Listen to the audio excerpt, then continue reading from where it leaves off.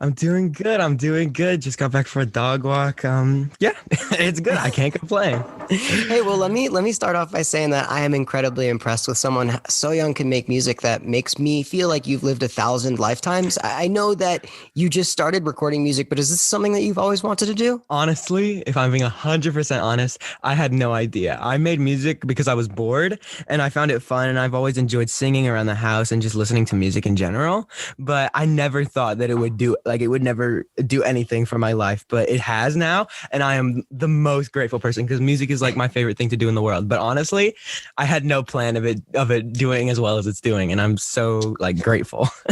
Dude, I mean, I am too. You have legitimately made the soundtrack to my quarantine, so I appreciate that. Do you think that growing up where you live instead of a larger city has affected how your songs sound? I mean, they have that authenticity that reminds me a lot of like Midwest and old Southern emo artists that you don't really get unless you grow up in a place where there's not a lot of stuff to do besides hang out with your friends and make music and make stuff. Yeah, I definitely think living in like the middle of nowhere has affected the way my music sounds. I think if I lived in a city, I would be doing other things than making music. But considering there's pretty much nothing to do here at all, that music was kind of like, oh, it's just like the logical next step.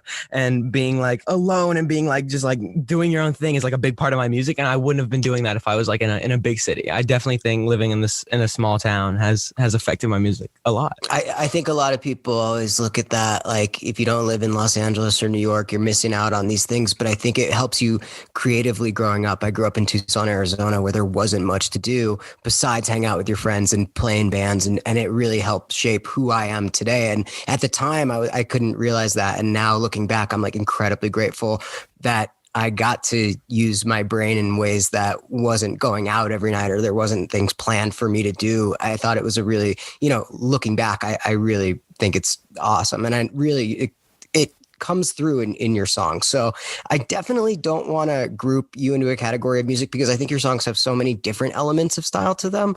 To me, you write beautiful and sometimes sad pop songs. And how would you personally describe your music? Because I think that it's way different than other artists that things like Spotify would group you with. Oh yeah, I would definitely say sad pop is a very good way to say just pop music in general. Like obviously the term that's been coined by Spotify is hyper pop, but I personally wouldn't think I meant hyper pop because hyper pop isn't real. Like it's just Right. loads of different songs that are put into one genre. It's too large and broad to classify under one name. But I would say pop. But honestly, people could call my music whatever. If they enjoy it, the genre to me, it doesn't matter. Just listen to the music, and if you enjoy it, keep listening.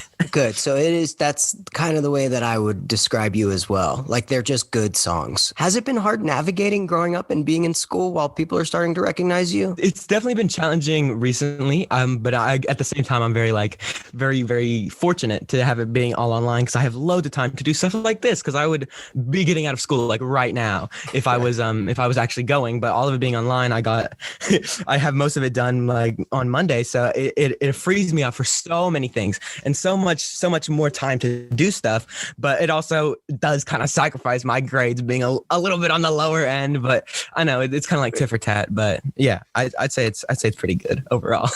Well, dude, I know this was a short interview and I can't wait to do a longer one with you when we can. But thank you for honestly making some of my favorite songs in the last couple months. And I'm excited to see you grow as a person and to see what you do with your music. And in a weird way, even though I don't know you very well, I am proud of you. Glaive, thank you for being on Emo Night Radio. And I will talk to you soon, brother. Of course. Have a good one.